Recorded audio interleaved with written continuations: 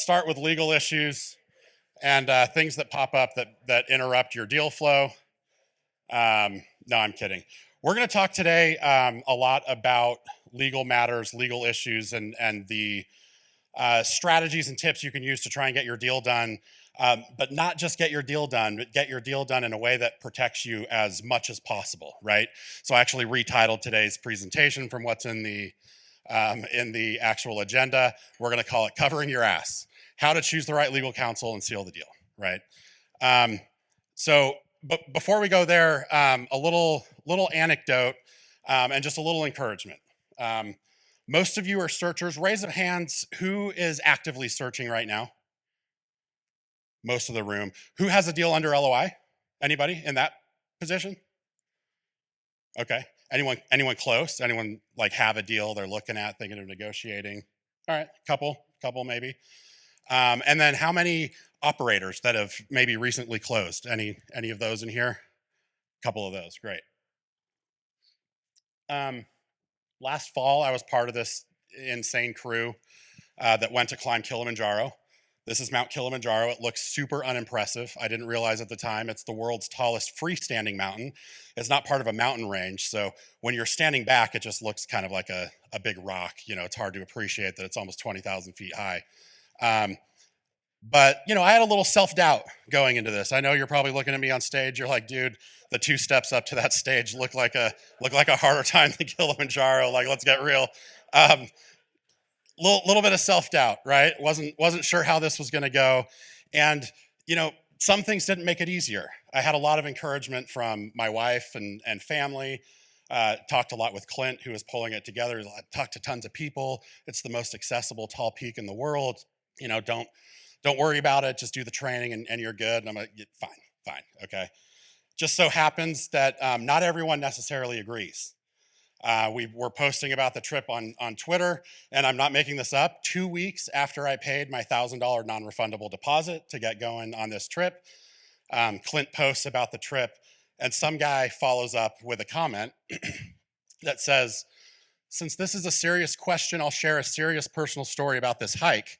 A chubby friend," okay, all right, I'm on guard, 33, I'm not quite 33 anymore, but I'm not that much older, died of a heart attack on his second day of this hike. All right, my eyes are getting a little bigger. Like, whoa, I thought this was a walk up a hill. You're going to be walking uphill with gear in heat. Make sure you're conditioned for this because the hike is advertised as easy. That's how it was sold to me, right? There's no rock climbing. You're not rappelling. You don't have crampons and the, ropes. And it's just, you're just walking up a hill. It's easy. I'm starting to get a little nervous, right? This is a stranger on the internet though, so I can get my head around like strangers on the internet say dumb things, right? Most of us are on Twitter, on the internet in some form, and we get this. A little more closer to home. Luckily, this next one I didn't find out about until after I climbed the mountain, but this is a snapshot. I'm a horrible person, but I actually asked my friend to, take a picture and send this to me so I can use it as motivation and use it when talking. They're chatting between each other. This is a friend of mine that went on the trip with us. They had been doing their own training, walking together, and they start texting. And this mutual friend of ours, well, is he, this is me, walking as much or as hard as you are? Important context to set here. This friend is a doctor, the one asking these questions, okay, a medical professional. So my friend going on the trip says, yeah, they check vitals all along the way. They'll stop you if you're not doing well. And she says, well, he isn't making it to the top, with a laughing emoji, right? Okay, so we're not strangers on the internet anymore. We're, friends, doctor friends. Like, yeah, that guy, not gonna happen. My message, okay, this is from the mountain, all right? I look a lot happier here than I was. This friend of mine that went said, hey, how are you feeling this morning? This was like day 4 of the hike, and I told her exactly how I was feeling that morning. What's the takeaway here, okay? I made it to the top. Josh made it to the top with me. Round of applause for Josh. Josh was on that trek. You'll see some other familiar faces in there. Clint, Chase Murdoch, who's here, was on the trek. So great trip. We made it. The point is, this is a really hard process. A lot of people are not going to make it easy on you. first and foremost, yourself, right? You may be full of self-doubt of, if you can get this done. Certainly strangers on the internet are going to think you're an idiot. Go post and finance twit about wanting to buy and invest in an SMB. You're the dumbest person, S&P 500 index funds and chill, right? It may be people close to you, right? It may be your own family. It may be friends. It may be mentors, right? We heard from Chris this morning, even mentors like, iPhone repair, bad idea, I'm out. And he killed it. He was successful anyway. That was his first white whale. So my takeaway here is definitely don't let your legal team become one of those detractors. During the search process, if you haven't already encountered this, you're going to find people telling you you're crazy. That's a terrible deal. You're insane for chasing a white whale. Do the easy one. Buy the laundromat for $250,000. If that's your white whale, that's great. If that's not your white whale, don't listen to the detractors if you have a good strategy, and don't let your legal team become one of those, right? Got a nice picture of myself up here. No, I'm kidding. Our good friend Saul. The role of a lawyer, and this isn't just limited to lawyers, but the role of your service providers is to give you advice, to identify risk, give you advice, and get out of your way. It's important. I see Lisa nodding her head. I will shout out that bankers aren't just advisors, they're gatekeepers to your money. They very well can say, this is not a good deal, or we're not going to extend funds. But you get what I mean on professional advisors. I think Josh and Andy would say the same thing. They're going to give you all the reporting, all the data. They're going to give you all the information you need. There's some compliance boxes to check, but otherwise, it's a risk mitigation decision. We advise, we get out of the way. So we're going to talk through some of those things, some of those pieces of advice, some of those ways to identify risk, some of those ways to mitigate risks during the search process. But do with it what you will. Take everything with a grain of salt. Ask lots of questions today and also during the search process with your advisors. But ultimately, it's important to remember that the buck stops with you and it's your final and ultimate decision, okay? Lawyers are notorious for killing deals, right? Bad lawyers who overstep their bounds kill deals all the time. And so it's important, and this is the only truly self-serving part of the presentation. We're going to start with hire smart, right? Make sure you're selecting the right lawyer. Easy for me to stand up here and say that's SMB Law Group, right? We do a lot of these deals. We understand these deals. I promise this is the only sales pitch of the presentation. But we're not the only great lawyers. I'd be lying to you if I told you we were, despite being the #1 lawyer in Texas.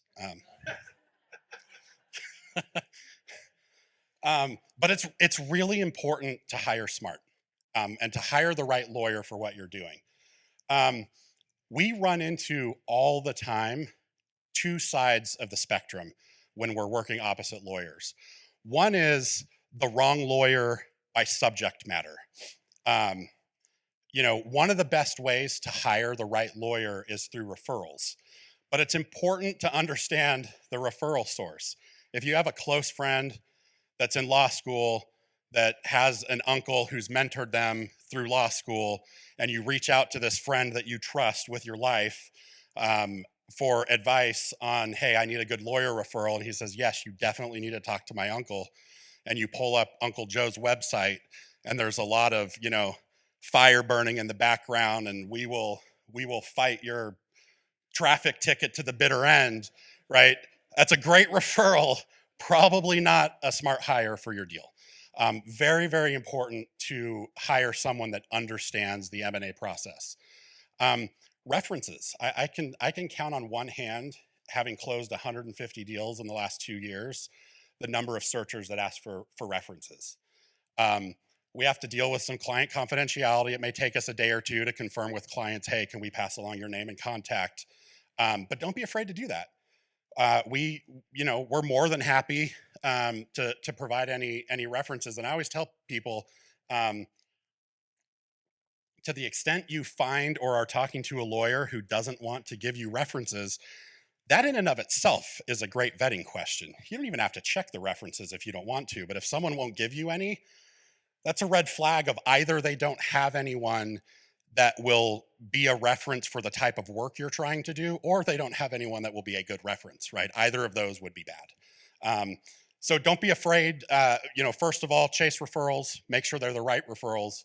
Don't be afraid to ask for references. So that's kind of number one in how to get to the finish line and protect yourself as best as possible, is make sure you have the right advisor. Part and parcel of the same question, neutral closing lawyers. This comes up all the time. The sellers and I, we negotiated and batted out an LOI. We've got the deal points. We just want to hire a lawyer that will paper it up for us and help us close. We'll split the cost. That may sound like a great idea. And, we're all self-funded searchers in here, mostly self-funded searchers in here. So I get it. Legal costs a lot of money. But it is super important when you're selecting a lawyer and doing these deals to make sure that your interests are represented. That just fundamentally cannot be the case with a neutral closing lawyer, whatever that means. We see neutral closing lawyers come from lots of places. Brokers have relationships. They have their closing lawyer relationship. While they're neutral and not representing any client's best interest, if they are the best friend of the broker who does all of those brokers' deals, whose interests do you think they're likely in the back of their mind representing, right? Do you think they care about keeping a good relationship with you, a one and done deal, or the broker that's their gravy train that sends them 20 deals a year, right? So even the idea of a neutral closing lawyer is a little bit of an oxymoron. That's number two. Not just hire the right lawyer, but make sure you hire a lawyer that's representing your interests and has your best interests at heart, because that's the way that you're going to get yourself protected through the transaction process. Next, let's talk about documentation, the actual content of how to protect yourself. We see this all the time, broker form documents. Hey, I've got this deal I'm looking at. I sent a draft LOI, and the broker said, oh, we don't do LOIs. It wastes way too much time. Please review this agreement and sign it, and we can always update it later. And I open up the agreement, and sure enough, asset purchase agreement at the top where, this is not a replacement for an LOI. We can update it later. There are these PDF fill in the blank form documents like it's a, $29 will that you bought at Staples, right? Again, consider the source, right? This isn't to knock on my broker friends, but who does the broker represent? And if they're feeding you a legal form that's fill in the blank, who do you think that protects? Do you think it protects the buyer? Show of hands, anybody? Anybody drinking the Kool-Aid? All right, good. I've got a friendly crowd. These documents are woefully inadequate. And this takes me to part two that I didn't put up here, but part of the no broker documents is also make sure that you hold the pen on drafting. Sometimes I see buyers give up, the seller has a great relationship with their lawyer, so they're going to serve up the initial drafts of the document. The biggest problem we have with the broker documents, and you can revise these broker form APAs through addendums, and we do it all the time when, again, we identify risk and we get out of your way. So sometimes clients identify good deals. It has a broker document. That's the gatekeeping to getting the deal done. We explain all the problems with the documents, what we can do to best mitigate it, and we get out of the way. The client makes the decision. And sometimes our clients say, love the deal. I'm happy with the risk profile. Like, let's roll. So, okay, we got to update this as best we can. Every update to that document looks like a change when you send it to the seller, right? It's the same thing if the seller's in the position of controlling the initial documents. When you get your hands on those documents and try and make your comments back, everything looks like a change. And again, these broker documents, who do they favor? They don't favor the buyer. So even very reasonable things, when it's like, oh, this is missing a no undisclosed liabilities representation. That should be in every deal, right? This is like a no-brainer. It's an easy give. No seller should ever disagree with this because it's just a standard market representation. That's a big, giant, bold blue paragraph of text in the middle of the agreement when we add it in. And when you send them 14 pages of that because their 3-page purchase agreement is woefully deficient, now you look super aggressive. You look like you're serving up a super buyer-friendly document, like, holy cow, 14 pages on the 3 that we gave you. it can put your deal in jeopardy. And we see this all the time. We're batting heads over provisions we would never even talk about in a normal deal, just because it looks like a change. The seller's uncomfortable, the broker's uncomfortable because you're changing their document. So whether it's a broker document or just the seller holding the pen, try and resist at all costs. The market, for whatever that means, is that buyers prepare and serve up the initial draft documents. And that is a massive, massive advantage because it flips the head. Now every change the seller makes is something negotiating from your very reasonable position as a buyer. And it gives you a lot of negotiating leverage. So it's a great tip. Make sure you don't give up that leverage if at all possible.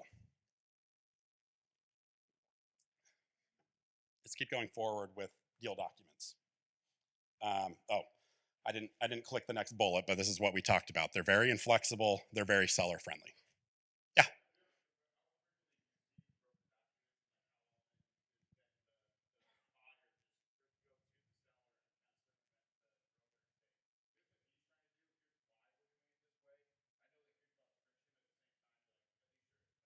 Yeah.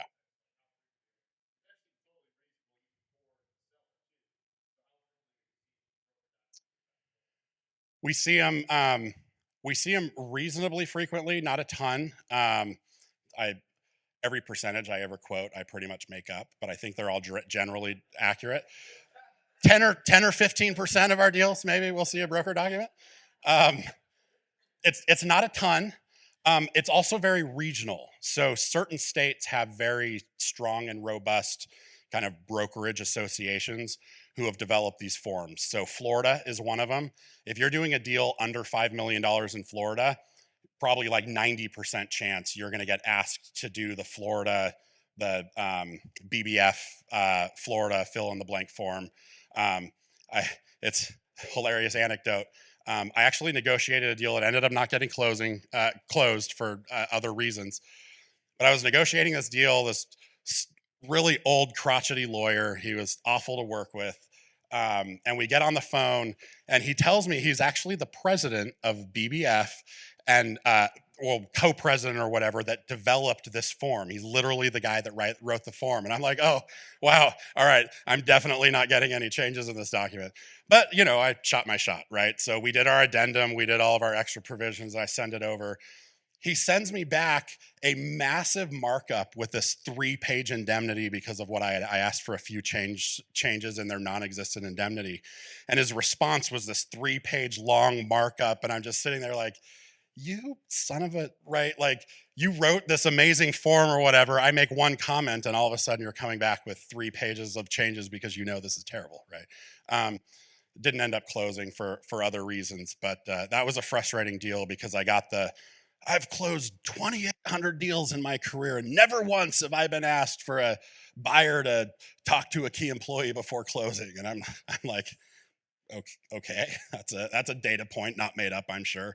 Yeah, it can get frustrating out there. So so we don't see them on a ton of deals. To answer the last half of your question, very rarely are they successful in actually not using the form. When you talk to brokers, when it's a good deal, they'll tell you they have lots of potential buyers. And the hard part with these forms, if it's a good deal with a lot of buyers, you just look difficult if you refuse to use the form and they'll move on to the next buyer. And so that's what I mean. Our job is to walk you through the pitfalls of this document, what we can try and do to mitigate risk as best as possible and let you decide. And sometimes we have clients say, yeah, that's too much. I'm going to walk away from the deal and find the next one. Other times we say, yeah, let's do what we can.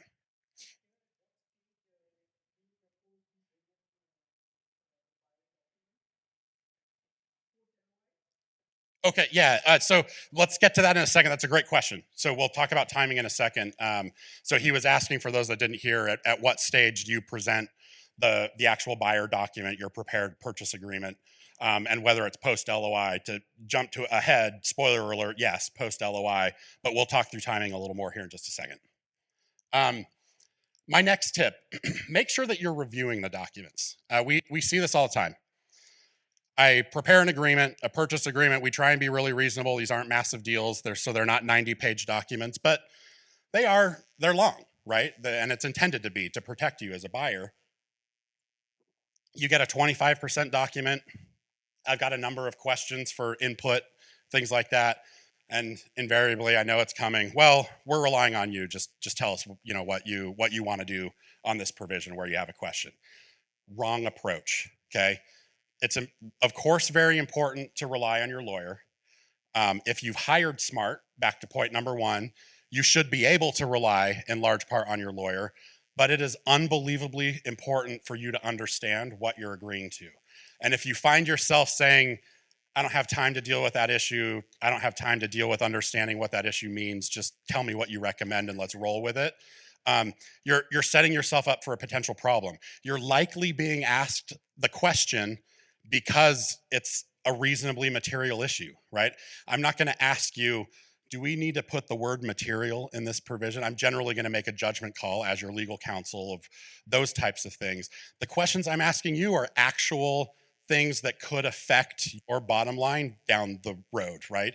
Do you want a deductible in your indemnity? Do you want to offer that up on day one or use it as negotiating leverage? And you're like, I don't know what indemnity means, let alone whether or not I want a deductible. So just, I'm relying on your expertise, do what you want to do. If there's a claim in your transaction, that affects your bottom line. It affects money. It affects how much recovery you can have. You need to understand that. So you owe it to yourself. You owe it to your family when you're taking a personal guarantee, right? To understand what you're agreeing to and take the time to get it right. A lot of that's on you. A lot of that's also back to point one, hiring smart, hiring the right lawyer that's going to educate you and walk you through those points. But don't be afraid to ask questions. And make sure that you fully understand what's going into those documents. And if you don't, tap the brakes, ask more questions, try and understand more. And so that, if things come up down the road, you're not scrambling. I get emails all the time from clients like, oh, this investor sent me this email, like, this seems crazy. And I'm like, we talked about this 9 months ago, 17 times, right? Like, if you didn't understand, you should have asked. And like, yes, it's crazy. I told you that 17 times 9 months ago, but you really, really wanted it in your deal. And now it's biting you in the ass because you have an investor. Like, what the hell? Very, very important to understand what you're agreeing to. Focus on what matters. I put indemnity here because as a buyer, this is probably number one, right? We try and be super reasonable in our approach to practice in the entire document, except for indemnity, right? We are very reasonable in the entire document because, and I'm tipping my hand here, do we have any broker spies, seller spies in here? Because in the indemnification provision, we're unbelievably aggressive, right?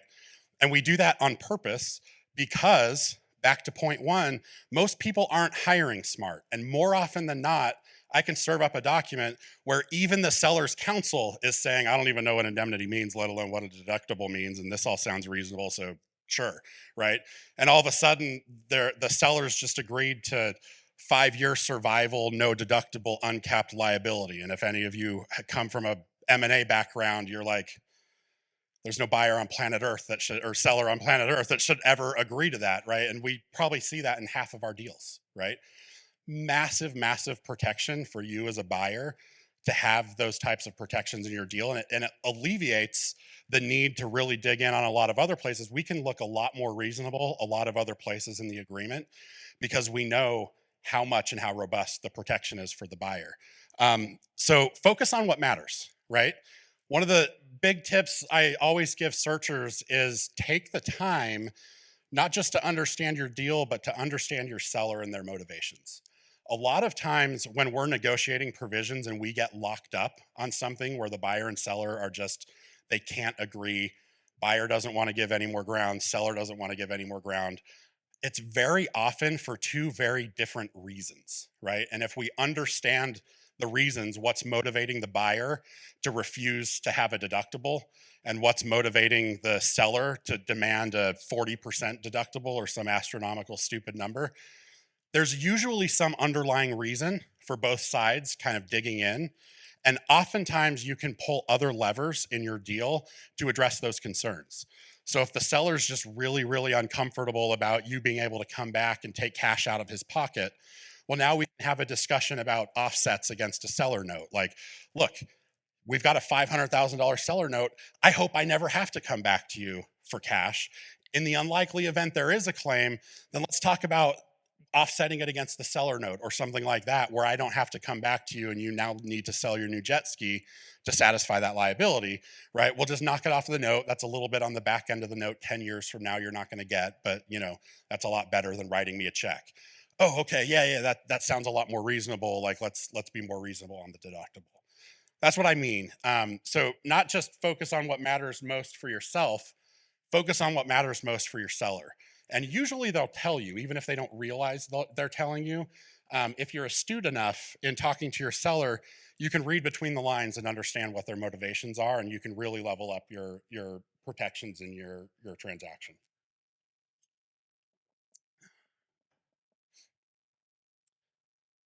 Final one, time kills deals. You see this on Twitter all the time. It's true. I mean, it just really is true. The longer a deal drags on, the more likely it is to fall apart. It's usually dragging on because there's an issue, a disagreement, something like that. So it's not just a function of time, it's what time represents. The additional time is usually indicative of something going on in the deal. And so it's really important to make sure that you're moving at an appropriate cadence. And this is where we'll talk about timing for just a minute. This is a difficult one to balance though, right? And you'll see here in my sub bullet, be aggressive, but also give yourself time. I had a deal that just recently fell apart, unfortunately. And I don't necessarily blame it on the time, but I do blame it in part on the process. The deal had been dragging on since the fall. I never knew about it. I didn't get pulled in until a month ago.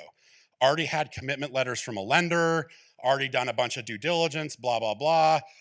All right, time to call Kevin. We want to close in 2 weeks. I had a very uncomfortable conversation. Even if we could, there's not a snowball's chance in hell that I can get it done in 2 weeks. We're just too busy. Okay, what about 3? 3's still a little bit aggressive, my friend, right? We agreed I'll try my best for 5 or 6 weeks. And we were reasonably on pace to make that happen before things fell apart with the seller. And this is where I mean, time isn't necessarily the issue. Time is usually indicative of something else. And when you think about that process of having gone through this whole deal process, et cetera, and then finally bring in the lawyer at the 11th hour to try and close in 2 weeks, that's indicative of a process that hadn't been running very well. Turns out people weren't seeing eye to eye. Turns out there were things in the LOI that conflicted with each other that they didn't necessarily see eye to eye because they hadn't taken the time to understand what was in the LOI. They hadn't involved legal counsel to review it. And the deal blew up because the seller and the buyer thought they were agreeing to 2 different purchase prices. That's a problem. We can negotiate around a lot of things. It's tough to negotiate around, I thought you were paying me $8 million. No, I thought I was paying you $7 million. That's a tough.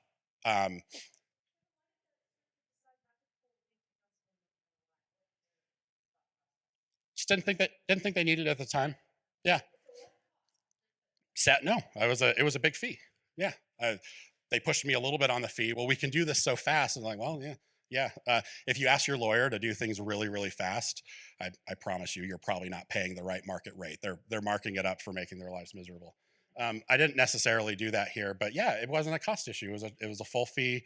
I was just a reasonably experienced business person that thought they could get it 90% of the way there, bring in legal counsel to draft up the documents, and we'd be gravy. So, nope. It was literally a wording change. Yeah, it was literally a wording change on kind of the allocation between closing and like post-closing contingent compensation and kind of timing of payment, things like that. So yeah. So be aggressive, but give yourself time, right? We see that a lot. I also see it on the other time. I'll do intake calls, just signed an LOI. When are you planning on closing? September. Like, it's April. I enjoy being given ample time to get a deal done, but September's a long way away. What can we do to maybe speed that one up? So be aggressive, but give yourself time. One of the things, and give yourself time, and this is where I'll come back to your question. And there's no necessarily right or wrong answer in the timing of kind of when you engage legal and things like that. There's, opposite ends of the spectrum make it very easy. 2 weeks before your anticipated closing is not the appropriate time to engage legal counsel, I'll tell you that. But we also counsel clients quite often excuse me, quite often after they go under LOI, to wait to engage us, right? If you think about the things that are going to kill a deal, it's almost never legal issues. I know people like to say lawyers kill deals. That's because they're bad lawyers, right? It's very, very rarely a legal issue that blows up a deal. Almost all legal issues can be negotiated around or documented around, and generally they are. People are pretty reasonable and understanding, like, hey, you've got pending litigation and this is a stock deal, which means we inherit your litigation. Like, if we end up losing money in litigation, you got to pay us. Like,